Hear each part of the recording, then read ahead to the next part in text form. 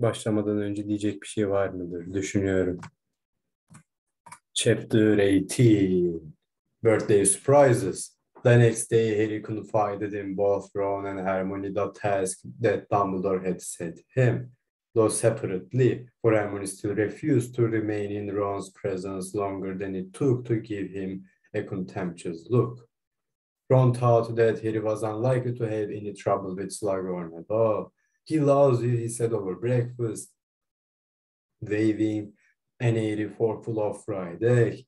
Won't refuse you anything, will he? Not his little portions, Prince. Just hang back after class this afternoon and ask him.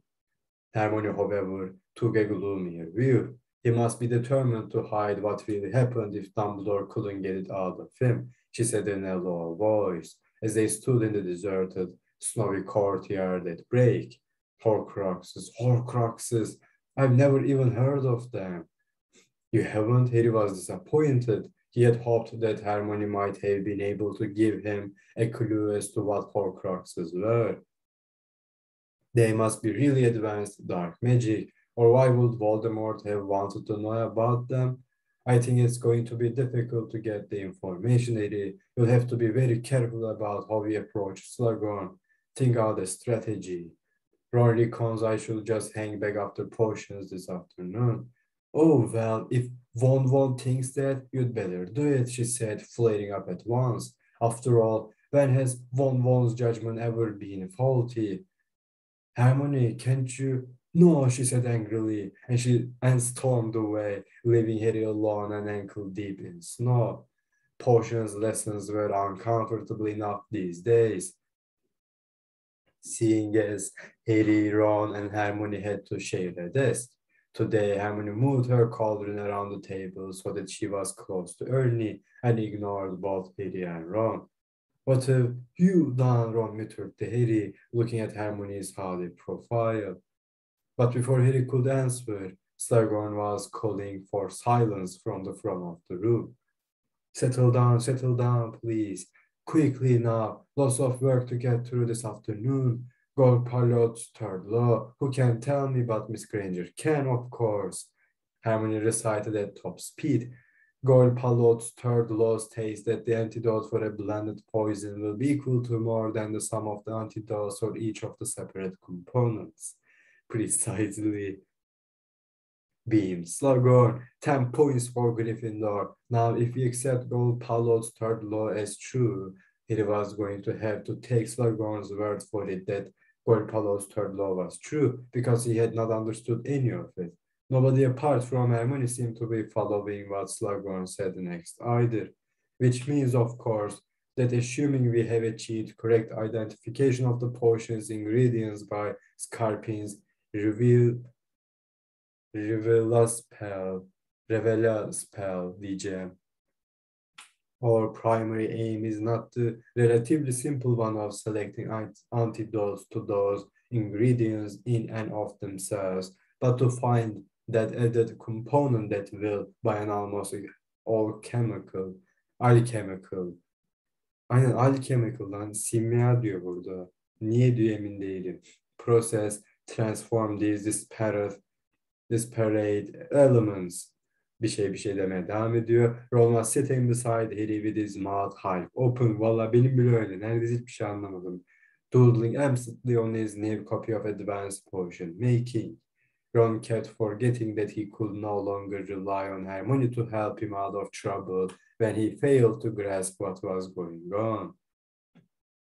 And so, finished Slughorn, I want each of you to come and take one of these 5 words from my desk.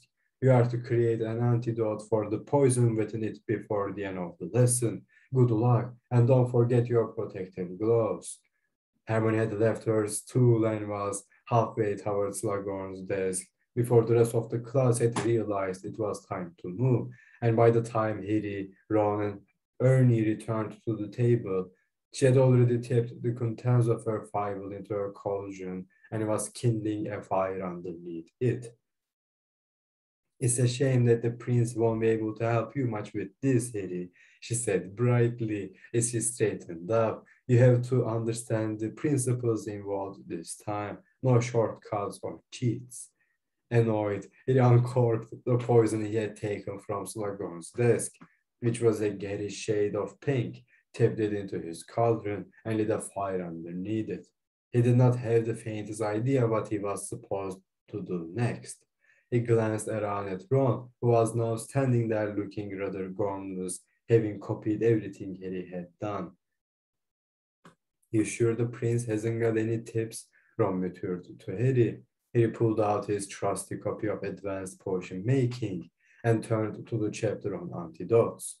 There was Golpalot's third law, stated word for word as Hermione had recited it, but not a single illuminating note in the prince's hand to explain what it meant. Apparently the prince, like Hermione, had had no difficulty understanding it. Nothing, said Harry gloomily.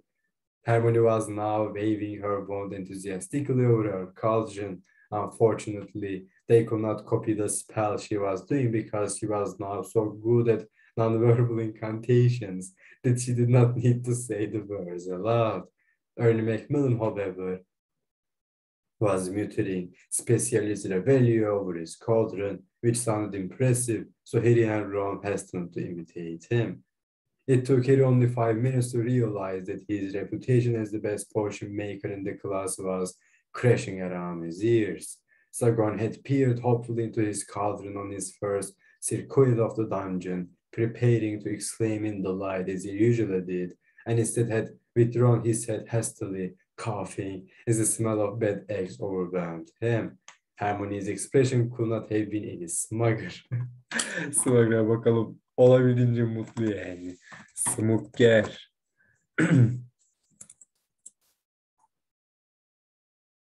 O kadar da şey değilmiş lan. Kendini beğenmişmiş falan. Hermione's expression could not have been any smugger. She had looted being outperformed in every potions class. She was now decanting the mysteriously separated ingredients of her poison into 10 different crystal fibers. More to avoid watching this irritating sight than anything else, Harry bent over the half-blood prince's book and turned a few pages with unnecessary force. And there it was, scrolled right across a long list of antidotes, just shove a bezoar down their throats. Harry stared at these words for a moment. Hadn't he once long ago heard of bezoars? Hadn't Snape mentioned them in their first ever potions lesson? A stone taken from the stomach of a god, which will protect from most poisons. It was not an answer to the Golpalot problem, and had Snape still been their teacher, he would not have dared to do it. But this was a moment for desperate measures. Aklıma direkt Walter White geldi, neden bilmiyorum. Desperate measures. No harf measures'den geldi çünkü. Düşün. Diyecek bir şey var mı Abdullah? Devam. He hastened toward the store cupboard and rummaged within it, pushing aside unicorn horns and tangles of dried herbs until he found at the very back a small cupboard box on which had been scribbled the word bezoars. He opened the box just as Slughorn called, 2 minutes left, everyone. Inside were half a dozen shriveled brown objects, looking more like dried up kidneys than real stones. He seized one, put the box back in the cupboard, and hurried back to his cauldron. Time's up, called Slughorn genially. Well, let's see how you've done. Blaze, what have you got for me? Slowly, Slughorn moved around the room, examining the various antidotes. Nobody had finished the task, although Hermione was trying to cram a few more ingredients into her bottle before Slughorn reached her. Ron had given up completely and was merely trying to avoid breathing in the putrid fumes issuing from his cauldron. They stood there waiting, the bezoar clutched in a slightly sweaty hand. Slughorn reached their table last. He sniffed Ernie's potion and passed on to Ron's with a grimace. He did not linger over Ron's cauldron, but backed away swiftly, reaching slightly. And you, Harry, he said, what have you got to show me? Harry held out his hand. The bezoar sitting on his palm. Şöyle olsun ya da benim kardeşimin doğum günü hediyesi şöyle kalbi bir tane kalemin üstüne koymuş falan. Bezoar gibi hissettiriyor. He held out his hand. The bezor, nasıl okunuyor bilmiyorum, sitting on his palm. Slughorn looked down at it for a full 10 seconds. He wondered for a moment whether he was going to shoot at him. Then he threw back his head and roared with laughter. You got nerve, boy, he boomed, taking the bezel and holding it up so that the class could see it. Oh, you're like your mother. Well, I can't fault you. A bezel will certainly act as an antidote to all these potions. Hermione, who was sweaty-faced and had soot on her nose, looked livid. Her half-finished antidote, comprising 52 ingredients, including a chunk of her own hair, bubbled sluggishly behind Slughorn, who had eyes for nobody but Harry. And you thought of a bazaar all by yourself, did you, Harry? She asked through gritted teeth. That's the individual spirit a real potion maker needs, said Slughorn happily. Before Harry could reply, just like his mother, she had the same intuitive grasp of potion making. Bir dakika. Devam etmeden şunu Slughorn'un diyebileceği bir şekilde mi demiş Hermione, onu anlayıp geliyorum. Emin olamadım. Devam. This individual spirit a real potion maker needs, said Slughorn happily, before Harry could reply. Just like his mother, she had the same intuitive grasp of potion making. It's undoubtedly from Lily. He gets it. Yes, Harry, yes. If you've got a bezoar to hand, of course that will do the trick. Although as they don't work on everything and are pretty rare, it's still worth knowing how to mix antidotes. The only person in the room looking angrier than Hermione was Malfoy, who it was pleased to see had spilled something that looked like cat sick over himself. Before either of them could express their fury that Harry had come top of the class, but by not doing any work, however, the bell rang. Time to pack up, said Slughorn, and an extra 10 points to Gryffindor for sheer cheek. Still chuckling, he waddled back to his desk at the front of the dungeon. He dawdled behind, taking an inordinate amount of time to do up his back. Neither Ron nor Hermione wished him luck as they left. Both looked rather annoyed. At last, Harry and Slughorn were the only two left in the room. Come on now, Harry, you'll be late for your next lesson, said Slughorn affably, snapping the gold clasps shut on his dragon skin briefcase. Sir, said Harry, reminding himself irresistibly of Voldemort. Direkt Voldemort'un aynı şekilde Slughorn'a bir şey sorduğunu hatırlatıyor, aynen. Ona da rahatsız oluyor. Sir, said Harry, reminding himself irresistibly of Voldemort. I wanted to ask you something. Ask away then, my dear boy, ask away. Sir, I wondered what you know about Horcruxes. Slughorn froze. His round face seemed to sink in upon itself. He licked his lips and said hoarsely, what did you say? I asked whether you know anything about Horcruxes, sir. You see, Dumbledore put you up to this, whispered Slughorn. His voice had changed completely. It was not genial anymore, but shocked, terrified. He fumbled in his breast pocket and pulled out a handkerchief, mopping his sweating brow. Dumbledore's shown you that memory well, hasn't he? Yes, said Harry, deciding on the spot that it was best not to lie. Yes, of course, said Slughorn quietly, still dabbing at his white face. Of course. Well, if you've seen that memory, Harry, you'll know that I don't know anything. Anything, he repeated the word forcefully. About Horcruxes.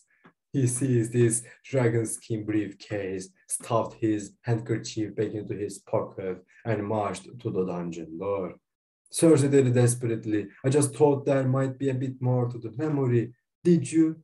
Did you? Said Slughorn. Then you were wrong, weren't you? Wrong! He bellowed the last word, and before Harry could say another word, slammed the dungeon door behind him. Neither Ron nor Hermione was at all sympathetic when Harry told them of this disastrous interview. Hermione was still sitting at the way Harry had triumphed without doing the work properly. Ron was resentful that Harry hadn't slipped him a vase or two. It would have just looked stupid if we'd both done it, said Harry irritably. Look, I had to try and soften him up so I could ask him about Voldemort, didn't I? Oh, will you get a grip, he added in exasperation as Ron winced at the sound of the name. Infuriated by his failure and by Ron's and Hermione's attitudes, Ron diyorum lan. Harry brooded for the next few days over what to do next about Slughorn. He decided that for the time being, he would let Slughorn think that he had forgotten all about Horcruxes. It was surely best to lure him into a false sense of security before returning to the attack. When Harry did not question Slughorn again, the potions master reverted to his usual affectionate treatment of him and appeared to have put the matter from his mind. He awaited an invitation to one of his little evening parties, determined to accept this time, even if he had to reschedule Quidditch practice. Unfortunately, however, no such invitation arrived. Harry checked with Hermione and Ginny. Neither of them had received an invitation, and nor, as far as they knew, had anybody else. Harry could not help wondering whether this meant that Slughorn was not quite as forgetful as he appeared, simply determined to give Harry no additional opportunities to question him. Meanwhile, the Hogwarts library had failed Hermione for the first time in living memory. She was so shocked, she even forgot that she was annoyed at Harry for his trick with the bazaar. I haven't found one single explanation of what Horcruxes do, she told him. Not a single one. I've been right through the restricted section and even in the most horrible books where they tell you how to breathe the most gruesome portions. Nothing. Devam etmeden bir konu hakkında konuşmak istiyorum. Konu şu. İlk defa okuyorsunuz Harry Potter'ları, bu kitaba ilk defa geldiniz, bu kısma ilk defa geldiniz. Kütüphanede bile en ufak adını bile geçtiği bir şey göremiyoruz falan. Bir nesne, bir olay, bir büyü. Voldemort yapmış, Slughorn'u söylüyor. Slughorn anıyı değiştirmiş. Kesinlikle böyle bir şey demedim falan diyor. Dumbledore en ufak bir şey demedi Harry'e. Horcrux ne, biliyor mu ya da bilmiyor mu falan gibisinden. Information hissediyorsunuz değil mi? Böyle pofur pofur mu denir? Böyle kaynıyor, tamam mı? Hani böyle ağır bir sıvı, hani böyle ağır bir sıvı kaynarken baloncuklar büyüyor büyüyor, büyük büyük patlıyorlar ya, böyle derin derin sesler çıkarıyorlar. Normal bir baloncuk patlamasına kıyasla fokur fokur ha. Fokur fokur information var burada. Google'layıp bulmanın falan ihtimali yok falan. Düpedüz elde etmeleri için sadece bu Horcrux hakkında da değil. Dumbledore biliyor Horcrux'ın ne olduğunu da, kaç tane oldu konusu, asıl Dumbledore'un kafasında olan soru. Sadece Slughorn'un elde edebilecekleri ve Slughorn'un aşırı utandığı için vermediği, ama aslında Slughorn'un bir, ne bileyim, sırrı falan, evet sırrı da hani ama kendisine dair de değil bir yandan falan. Neyse, bu çok önemli değil ya da önemli mi? Düşünüp geliyorum. Neyse, sonuç olarak bilmediğinizi düşünün. Heyecan hissediyor musunuz değil mi? Hiçbir şey bilmiyoruz. Horcrux ne? Voldemort sordu, Slughorn kesinlikle hiçbir şey söylemiyor. Dumbledore zaten söylemedi falan. Hermione hiçbir şekilde bulamıyor falan. Düpedüz böyle bilinmez bir yere gidiyoruz şu an. Ve böyle Slughorn asla öyle bir şey söylemedim ben falan. Harry'e bağırdı falan. Hani nasıl bir şey bu kadar kötü olabilir, anlatabiliyor muyum? Söylemesi hakkında konuşması falan. Aşırı böyle şeyiz. Gümbür gümbür heyecan yükleniyor vücudumuza. Düşünce vakti. Devam. I haven't found one single explanation of what Horcruxes do, she told him. Not a single one. I've been right through the restricted section and even in the most horrible books where they tell you how to breathe the most gruesome portions. Nothing. All I could find was this in the introduction to Magic, Mose, Evile, eski İngilizce CK yan yana, kelimeler E ile bitmiş. Evile, Evil'da, Moss'da E ile bitmiyorlar, biliyoruz. Listen, of the Horcrux, wickedest of magical inventions, we shall not speak nor give direction. I mean, why mention it then, she said impatiently, slamming the old book shut. It let out a ghostly wail. Oh, shut up, she snapped, stuffing it back into her bag. Kitap ses çıkarmış. The snow melted around the school as February arrived, to be replaced by cold, dreary wetness. Purplish-gray clouds hung low over the castle, and a constant fall of chilly rain made the lawn slippery and muddy. The upshot of this was that the 6th year's first apparition lesson, which was scheduled for a Saturday morning so that no normal lessons would be missed, took place in the great hall instead of in the grounds. When Harry and Hermione arrived in the hall, Ron had come down with Lavender. They found that the tables had disappeared. Rain lashed against the high windows, and the enchanted ceilings swirled darkly above them as they assembled in front of Professors McGonagall, Snape, Flitwick, and Sprout, the heads of houses, and a small wizard whom Harry took to be the parish instructor from the ministry. He was oddly colorless, with transparent eyelashes, wispy hair, and an insubstantial air, as though a single gust of wind might blow him away. He wondered whether constant disappearances and reappearances had somehow diminished his substance, or whether this frail build was ideal for anyone wishing to vanish. "Good morning," said the ministry wizard, when all the students had arrived and the heads of houses had called for quiet. "My name is Wilkie Twycross, and I shall be your ministry apparition instructor for the next 12 weeks.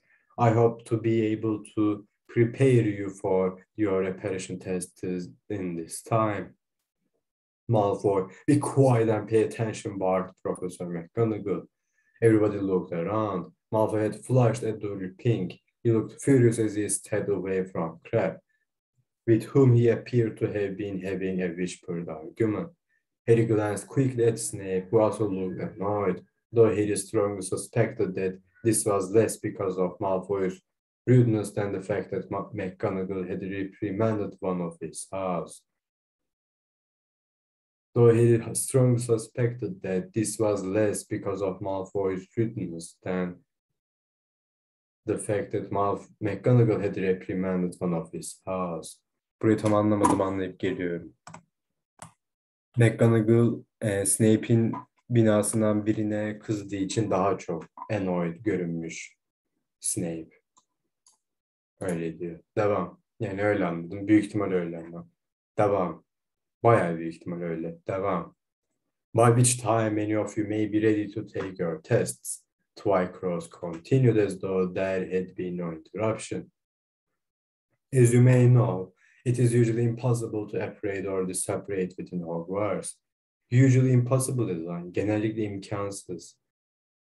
"The headmaster has lifted this enchantment purely within the great hall for 1 hour, so as to enable you to practice. May I emphasize that you will not be able to apparate outside the walls of this hall, and that you would be unwise to try. I would like each of you to place yourselves now so that you have a clear 5 feet of space in front of you." There was a great scrambling and jostling as people separated, banged into each other, and ordered others out of their space. The heads of houses moved among the students, marshalling them into position and breaking up arguments.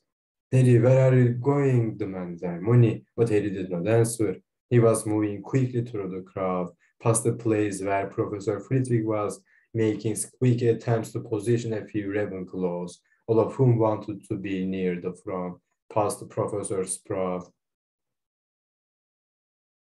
who was chivying the Hufflepuffs into line, until by dodging around Ernie Macmillan, he managed to position himself right at the back of the crowd, directly behind Malfoy, who was taking advantage of the general upheaval to continue his argument with Crabbe, standing 5 feet away and looking mutinous. "I don't know how much longer, right?" Malfoy shot at him, oblivious to Harry standing right behind him. "It's taking longer than I thought it would." Crabbe opened his mouth, but Malfoy appeared to second guess what he was going to say. "Look, it's none of your business what I am doing, Crabbe. You and go just do as you're told and keep a lookout. I tell my friends what I'm up to if I want them to keep a lookout for me, he said, just loud enough for Malfoy to hear it. I tell my friends what I'm up to if I want them to keep a lookout for me. Çok İbnece, başarılı. LGBT dışında bu arada İbne, of course. Düşünüp geliyorum. Devam. Bayağı başarılıydı burası. Harry'nin böyle bir hamle yapması bence. Aynen. Malfoy spun around on the spot, his hand flying to his wand, but at that precise moment the four heads of us shooted quiet and silence fell again. Malfoy turned slowly to face the front again. Thank you, said Twycross. Now then, he waved his wand. Old-fashioned wooden hoops instantly appeared on the floor in front of every student.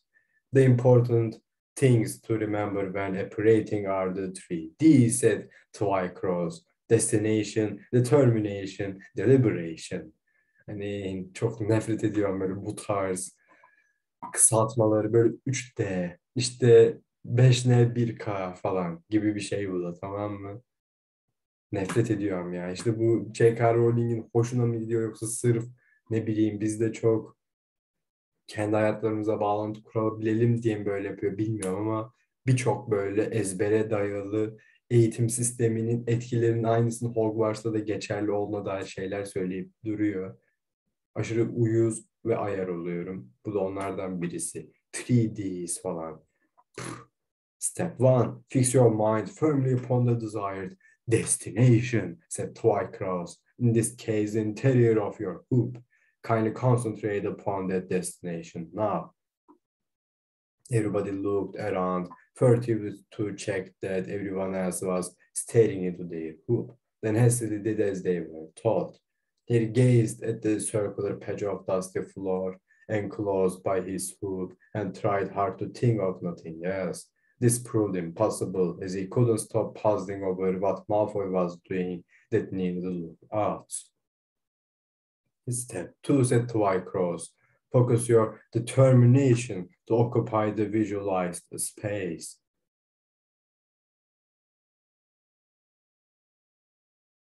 Let your yearning to enter it flood from your mind to every particle of your body. Harry glanced around surreptitiously. A little way to his left, Ernie Macmillan was contemplating his hoop so hard that his face had turned pink. It looked as though he was straining to lay a quaffle-sized egg.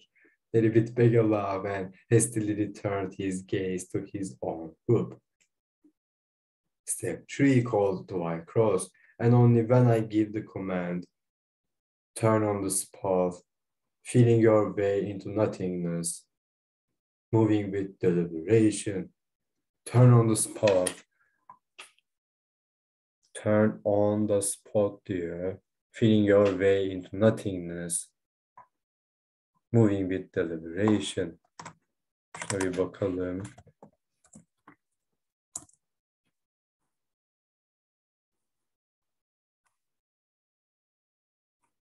Bu çeviriler doğru değil bence. Long and careful consideration or discussion. So and careful movement or thought. Bu bence.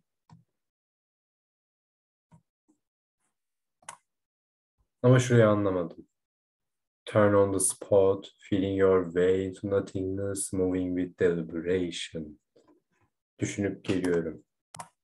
Devam. Step 3, call Twycross. And only when I give the command, turn on the spot, feeling your way into nothingness, moving with deliberation. On my command, now, 1. He glanced around again. Lots of people were looking positively alarmed at being asked. Lots of people were looking positively alarmed at being asked to operate so quickly.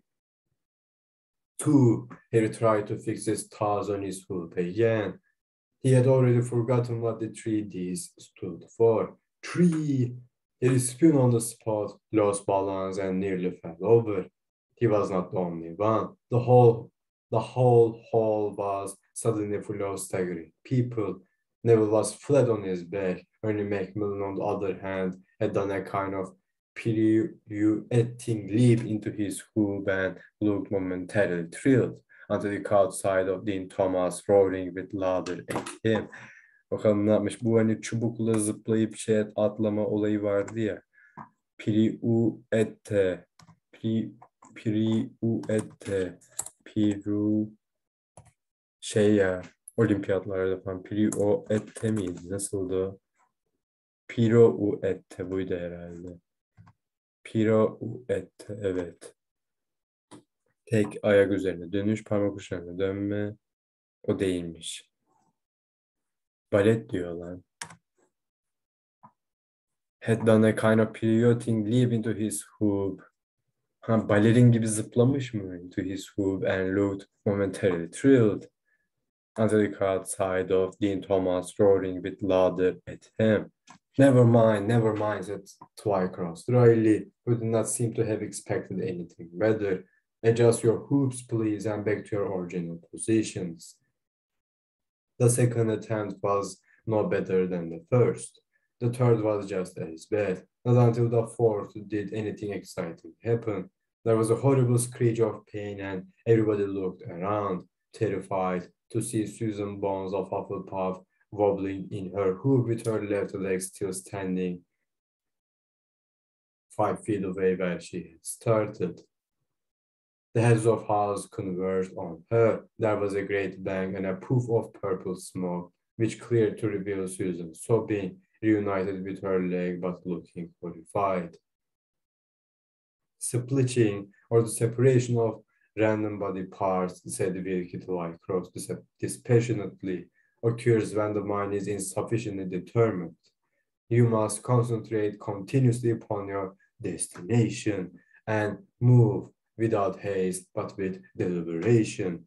Thus, Twycross stepped forward, turned gracefully on the spot with his arms outstretched, and vanished in a swirl of ropes, reappearing at the back of the hall. And vanished in a swirl of ropes diyor ya böyle. Bu filmlerinde de sanki böyleydi. Böyle bir karmaşa gibi bir şey oluyor. Böyle bir siyah şeyler. Hani böyle rope var diyeceğimiz bir şeyler sarıyor etrafımızı. Yok oluyoruz ve birden bir yerde oluşuyoruz falan. De diyor swirl of ropes o bence. Filmde de yapıyorlar. Filmde aşırı güzel yapıyorlar. Filmdeki cisimlenmelere bakın. Twycross stepped forward, turned gracefully on the spot with his arms outstretched, and vanished in a swirl of ropes, reappearing at the back of the hall. Remember the 3 Ds, he said, and try again. 1, 2, 3. But an hour later, Susan's flinching was still the most interesting thing that had happened. Twycross did not seem discouraged. Fastening his cloak at his neck, he merrily said, "Until next Saturday, everybody, and do not forget, destination, determination, deliberation. Destination, determination, deliberation." Very good. With that, he waved his wand, vanishing the hoops, and walked out of the hall accompanied by Professor McGonagall. Talk broke out at once as people began moving toward the entrance hall. "How did you do?" asked Ron, hurrying toward Teddy. "I think I felt something the last time I tried, a kind of tingling in my feet." "I expect your trainers are too small," Von said a voice behind them, and Harmony stalked past, smirking. "I didn't feel anything," said Harry, ignoring this interruption, "but I don't care about that now." "What do you mean you don't care? Don't you want to learn to appreciate?" said Ron incredulously. "I'm not fast, really. I prefer flying," said Harry, glancing over his shoulder to see where Malfoy was, and speeding up as they came into the entrance hall. "Look, hurry up, will you? There's something I want to do." Perplexed, Ron followed Harry back to the Gryffindor Tower at a run. They were temporarily detained by Peeves, who had jammed a door on the 4th floor shut and was refusing to let anyone pass until they set fire to their own pants. But Harry and Ron simply turned back and took one of their trusted shortcuts. Within 5 minutes, they were climbing through the portrait hall. "Are you going to tell me what we're doing then?" asked Ron, panting slightly. "Up here," said Harry, and he crossed Bak ya, bak ya, bak ya. Appear, said Harry, and he crossed the common room and led the way through the door to the boys' staircase. Their dormitory was, as Harry had thought, empty. He flung open his trunk and began to rummage in it, while Ron watched impatiently. Harry, Malfoy is using Crabbe and Goyle as lookouts. He was arguing with Crabbe just now. I want to know. He had found it, a folded square of apparently blank parchment, which he now smoothed out and tapped with the tip of his wand. I solemnly swear that I am up to no good, or Malfoy is anyway. At once the Marauder's map appeared on the parchment surface. Düşünüp geliyorum. Devam. At once the Marauder's map appeared on the parchment surface. Here was a detailed plan of every one of the castle's floors, and moving around it, the tiny labeled black dots that signified each of the castle's occupants. Help me find Malfoy, said Harry urgently. He laid the map upon his bed, and he and Ron leaned over it, searching. There, said Ron, after a minute or so. He's in the Slytherin common room. Look, with Parkinson and Zabini and Crabbe and Goyle. Harry looked down at the map, disappointed, but relieved almost at once. Well, I'm keeping an eye on him from now on, he said firmly, and the moment I see him lurking somewhere with Crabbe and Goyle, keeping watch outside, it'll be on with the old invisibility cloak and off to find out what he's. It'll be on with the old invisibility cloak and off to find out what he is. He broke off as Neville entered the dormitory, bringing with him a strong smell of zinc material, and began rummaging in his trunk for a fresh pair of pants. Zinc yanmış falan. And began rummaging in his trunk for a fresh pair of pants falan. Pierce'i geçmek için kendi pantolonunu ateşe vermiş. Despite his determination to catch Malfoy out, he had no luck at all over the next couple of weeks. Jesus fucking hell, zaman bayağı hızlı geçti şu an birden farklınız. Although he consulted the map as often as he could, sometimes making unnecessary visits to the bathroom between lessons to search it, he did not once see Malfoy anywhere suspicious. Admittedly, he spotted Crabbe and Goyle moving around the castle on their own more often than usual, sometimes remaining stationary in deserted corridors, but at these times Malfoy was not only nowhere near them, but impossible to locate on the map at all. This was most mysterious. He toyed with the possibility that Malfoy was actually leaving the school grounds, but could not see how he could be doing it, given the very high level of security now operating within the castle. He could only suppose that he was missing Malfoy amongst the hundreds of tiny black dots upon the map. As for the fact that Malfoy, Crabbe, and Goyle appeared to be going their different ways when they were usually inseparable. As for the fact that Malfoy, Crabbe, and Goyle appeared to be going their different ways when they were usually inseparable, these things happened as people got older. Ron, Hermione, Harry reflected sadly, were living proof. Burayı tam anlamak için bir kere daha okuyacağım. Geliyorum. Yine Crabbe'le Goyle daha fazla, sadece ikisi Malfoy onlarla beraber olmadan takılıyorlar falan. Harry ama bunu açıklama olarak şey diyor, insanlar yaşları ilerledikçe diyor, daha da yaşlandıkça mı? Bu older, got older. Hani büyüdükçe diyeceğim, büyüdükçe ama büyüdükçe değil bu. As people got older. Düşünüp geliyorum. Büyüdükçe diyeceğim ama kesinlikle güzel bir çeviri değil, haberiniz olsun yani.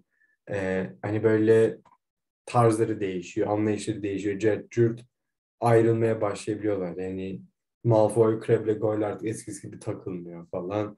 Ron, Hermione, Harry reflected sadly düşünüyor. We're living proof. Direkt gözünün önündeki tam olarak bu düşüncesini örnek olarak Ron ve Hermione'nin şu an takılmıyor oluşu falan. Harry düşünüyor bunu. Devam. February moved toward March with no change in the weather, except that it became windy as well as wet. to general indignation. A sign went up on all common room notice boards that the next trip into Hogsmeade had been cancelled. Ron was furious. It was on my birthday, he said. I was looking forward to that. Not a big surprise, though, is it? Said Harry. Not after what happened to Katie. She had still not returned from St. Mungo's. What was more, further disappearances had been reported in the Daily Prophet, including several relatives of students at Hogwarts. But now all I've got to look forward to is stupid apparitions, said Ron grumpily. Big birthday threat. 3 lessons on, apparition was proving as difficult as ever, though a few more people had managed to splint themselves. Frustration was running high, and there was a certain amount of ill feeling toward Wicked Whitecross and his 3Ds, which had inspired a number of nicknames for him, the politest of which were Dog Breath and Dunkhead. Happy birthday, Ron, said Harry, when they were woken on the 1st of March by Seamus and Dean leaving noisily for breakfast. Have a present. When they were woken on the 1st of March by Seamus and Dean leaving noisily for breakfast. He threw the package across onto Ron's bed, where it joined a small pile of them that must, he assumed, have been delivered by House elves in the night. Cheers, said Ron drowsily, and as he ripped off the paper, he got out of bed, opened his own trunk, and began rummaging in it for the Marauder's map, which he hid after every use. He turfed out half the contents of his trunk before he found it hiding beneath the rolled-up socks in which he was still keeping his bottle of lucky potion, Fix Felicis. Anlamadım burayı. He turfed out half the contents of his trunk before he found it hiding beneath the rolled-up socks in which he was still keeping his bottle of lucky potion, Fix Felicis. Bayağı bir şeyi boşaltmış sandığını bulabilmek için haritayı. Right, he murmured, taking it back to bed with him, tapping it quietly and murmuring, I solemnly swear that I am up to no good, so that Neville, who was passing the foot of his bed at the time, would not hear. Nice one, Harry said Ron enthusiastically, waving the new pair of Quidditch keeper's gloves Harry had given him. No problem, said Harry absent-mindedly, as he searched the Slytherin dormitory closely for Malfoy. Hey, I don't think he's in his bed. Ron did not answer. He was too busy unwrapping presents, every now and then letting out an exclamation of pleasure. Seriously good haul this year, he announced, holding up a heavy gold watch with odd symbols around the edge and tiny moving stars instead of hands. See what mom and dad got me? Blimey, I think I'll come of age next year too. Ne? Blimey, I think I'll come of age next year too. Yani bir şekilde, tamam. Sırf böyle şey olduğu için, reşit olduğu için özellikle güzel hediyeler aldığı sonucuna vardı.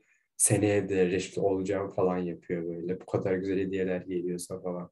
Cool method, Harry, sparing the watch a glance before peering more closely at the map. Where was Malfoy? He did not seem to be at the Slytherin table in the Great Hall eating breakfast. He was nowhere near Snape, who was sitting in his study. He wasn't in any of the bathrooms or in the hospital wing. Harry bu kitap böyle hiç gece dolaşmalarına da çıkmadı. Fark ettiniz mi bilmiyorum. Yani bunun üstüne bir düşünce. Gerçi 5'te de çıkmadılar sanki. Gayri yetmiş herhalde. İlk 3 kitapta yaptıkları ki az da değil yani. Argo'ya falan gittiklerinde falan neyse. Bayağı bir uç olaylar var yani zaten. He wasn't in any of the bathrooms or in the hospital wing. Want one, said Ron thickly, holding out a box of chocolate cauldrons.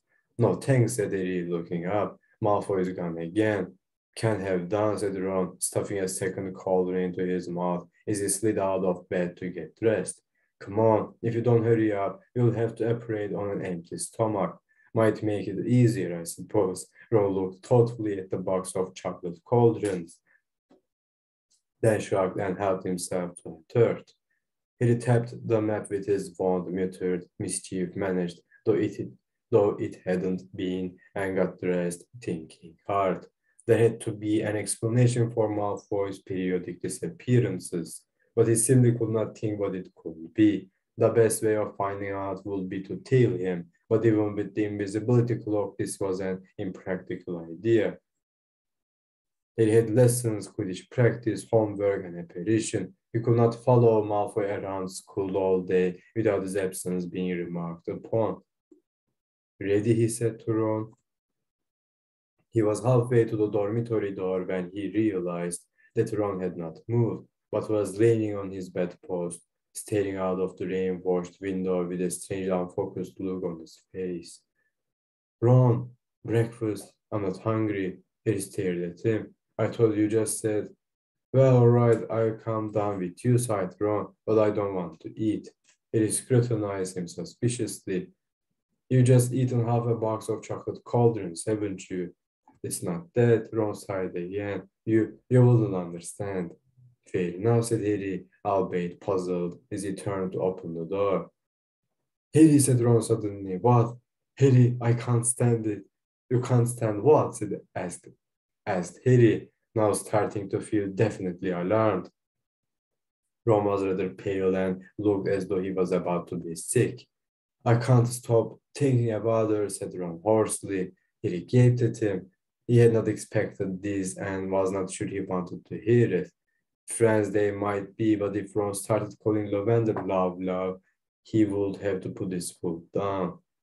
Why does that stop you having breakfast? Harry asked, trying to inject a note of common sense into the proceedings. I don't think she knows I exist, said Ron with a desperate gesture. She definitely knows you exist, said Harry, bewildered. She keeps snogging you, doesn't she? Ron blinked. Who are you talking about? Who are you talking about, said Harry, with an increasing sense that all reason had dropped out of the conversation. Rolled away with an increasing sense that all reason had dropped out of the conversation. Romeo Wayne, said Ron softly, and his whole face seemed to illuminate as he said it. His whole face, as though hit by a ray of purest sunlight.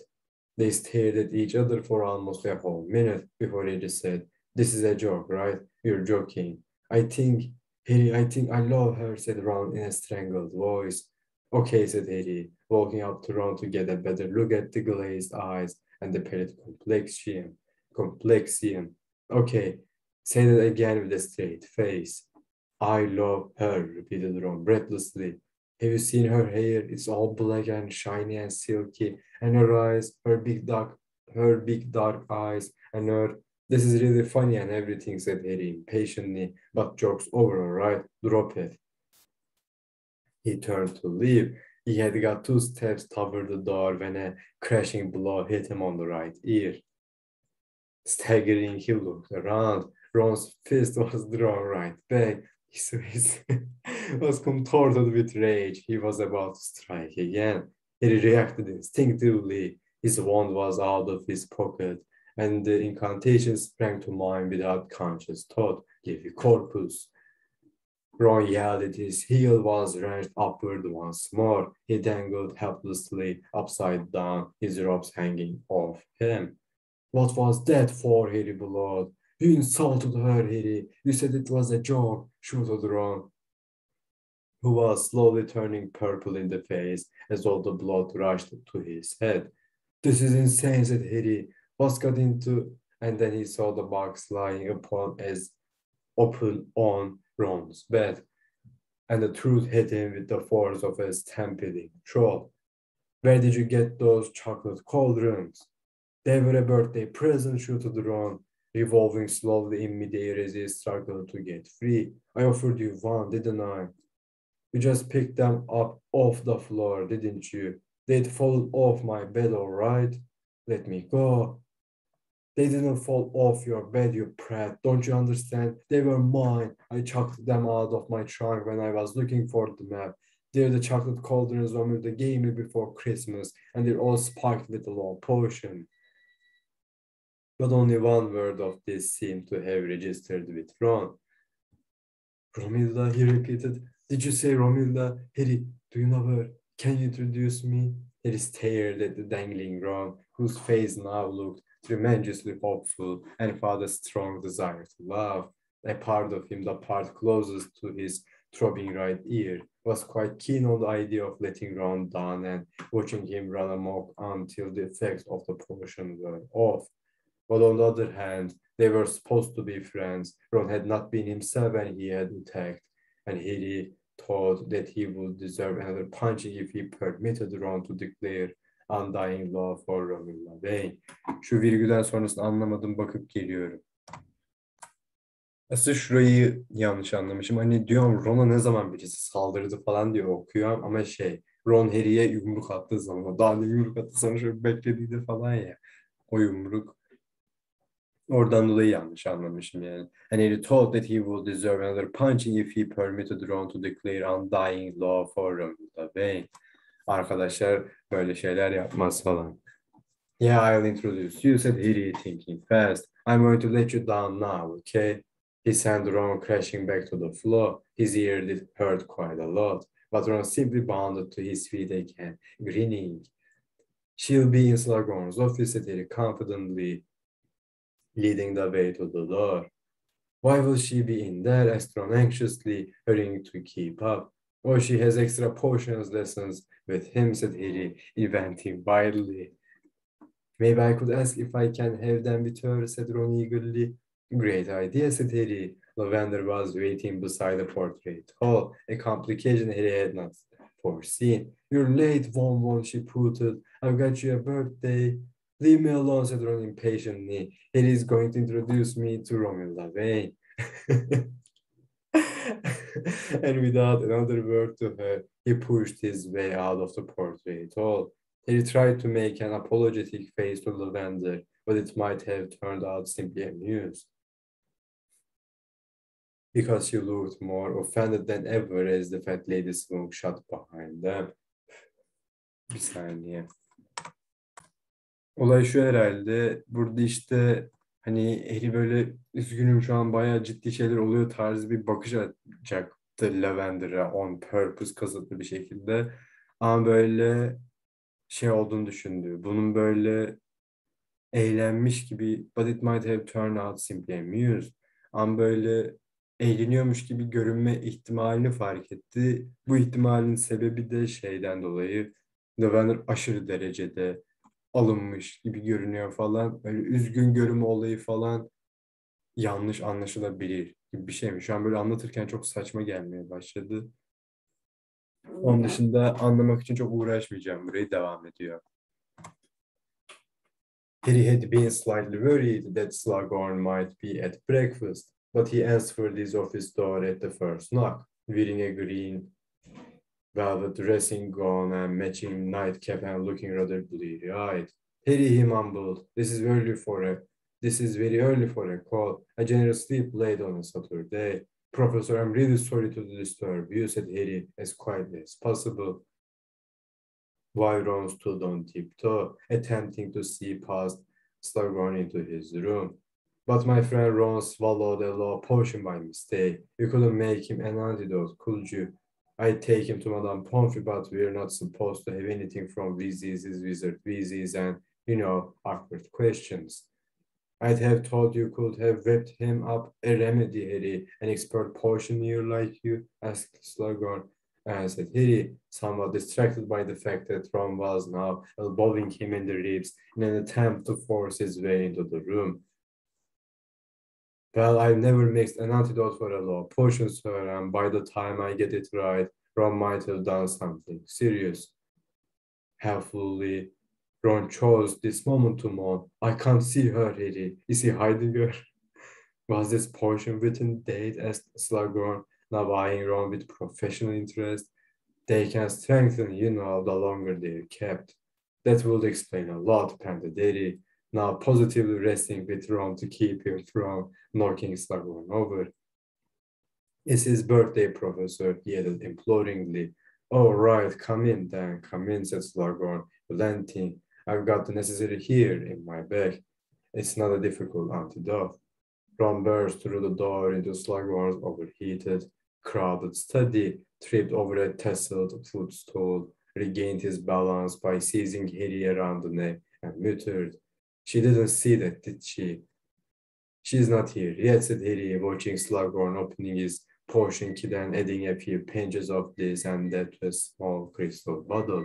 That's good, said Ron fervently, although I look very handsome, said Slughorn smoothly, handing Ron a glass of clear liquid. Now drink that up. It's a tonic for the nerves. Keep you calm when she arrives, you know. Brilliant, said Ron eagerly, and he gulped the antidote down noisily. Harry and Slughorn watched him. For a moment, Ron beamed at them. Then, very slowly, his grin sagged and vanished, to be replaced by an expression of utmost horror. Back to normal then, said Harry, grinning. Slughorn chuckled. Thanks a lot, Professor. Don't mention it, my boy, don't mention it, said Slughorn, as Ron collapsed into a nearby armchair, looking devastated. Pick me up. That's what he needs, Slughorn continued, now bustling over to a table loaded with drinks. I've got butterbeer, I've got wine, I've got one last bottle of this oak-matured mead. Mentogi, bir dakika lan. Şu bottle'ı bir şekilde glass gibi düşündüm. Lan dedim bundan birisi içtiyse bu nasıl zehir oldu hala anlaşılmamış falan oldu ama bottle diyormuş. Sorun yok. I've got one last bottle of this oak-matured mead. Meant to give that to Dumbledore for Christmas. Ah, well, he shrugged. He can't miss what he's never had. Why don't we open it now and celebrate Mr. Weasley's birthday? Nothing like a fine spirit to chase away the pangs of disappointed love. Nothing like a fine spirit to chase away the pangs of disappointed love. He chortled again, and Harry joined in. This was the first time he had found himself almost alone with Slughorn since his disastrous first attempt to extract the true memory from him. Perhaps if he could just keep Slughorn in a good mood, perhaps if they got true enough of the oak-matured mead. There you are, then, said Slughorn, handing Harry and Ron a glass of mead each before raising his own. Well, a very happy birthday, Ralph. Ron, whispered Harry. But Ron, who did not appear to be listening to the toast, had already thrown the meat into his mouth and swallowed it. There was 1 second, hardly more than a heartbeat, in which Harry knew there was something terribly wrong, and Slughorn, it seemed, did not. And may you have many more that can. Ron had dropped his glass. He half rose from his chair and then crumpled, his extremities jerking uncontrollably. Foam was dribbling from his mouth, and his eyes were bulging from their sockets. Professor Harry Blood, do something! But Slughorn seemed paralyzed by shock. Ron twitched and choked. His skin was turning blue. What? Spluttered Slughorn. He leapt over a low table and sprinted toward Slughorn's open portion kit, pulling out jars and pushes. But the terrible sound of Ron's gargling breath filled the room. Then he found it. The shriveled, kidney-like stone Slughorn had taken from him in portions. He hurtled back to Ron's side, wrenched open his jaw, and thrust the bezo into his mouth. Ron gave a great shudder, a rattling gasp, and his body became limp and still. Bölüm bitti. Şurada bir düşünüp geliyorum. Bu başka bir nokta. O düşündüğüm şeyi söylemekten vazgeçtim. Başka bir şey geldi aklıma. Hani Dumbledore Slughorn'dan zorla almaya kalkışmıyor böyle onu. İksirle, büyüyle falan. Çünkü bir şekilde Slughorn'u ciddi seviyor. Cidden saygı duyuyor falan. Hani söyleyecekse kendi hür iradesiyle söyleyecek olsun diyor. Ama Slughorn'a saygısızlık olmayan ama bir şekilde bayağı kuvvetli bir hamle olarak Harry'i kullanıyor. Harry çünkü böyle onun koleksiyonun en önemli parçası gibi bir şey falan. Sağ kalan çocuk falan. Bir de bir şekilde onun utancına o derece utanmasına sebep olacak bir anının tam zıttı gibi bir şey. Yani bir şekilde Voldemort'un öldüremediği kişi falan. Bir şekilde Voldemort'un güçlerinden koparan kişi belki de tarihte ilk defa falan. Hani o Dumbledore'un bu şekilde büyüyle ya da iksirle falan Slughorn'u etkisiz hale getirmeye kalkışmaması falan bayağı hoşuma gitti yani şöyle bir düşününce. Slughorn okuldan gitme kararı almadı. Yani. Sadece Harry ile kendi arasında mesafe koydu falan. Hani Harry böyle ilk başta söyleyince direkt Dumbledore sana bunu yaptırdı değil mi deyince Harry böyle evet dedi falan. Direkt biliyor da böyle Dumbledore'un Harry'ye o anıyı gösterip Harry'den o anın doğrusunu Saruman'ın almasını istemediğini Fekti işte üf, Harry'i yolladı falan. Saruman da biliyor Harry'nin yollandığını Dumbledore tarafından falan. Ama okuldan gitme kararı falan almadı. Sadece böyle Harry ile kendi arasında mesafe koydu falan. Hani bu kadar. O da böyle aşırı kendini ait değilmiş gibi hissediyor falan da değil. Durum bu. Diyecek bir şey var mıdır? Nope. Devam. Chapter 19. F. Tales. Bu Dobby bu da Creatureland. Yine bir sürü şapkası var falan. Anin şunlara biraz bakıp geliyorum. Diyecek bir şeyim var mıdır diye. Diyecek bir şeyim yok. Kendinize iyi bakın. Görüşürüz.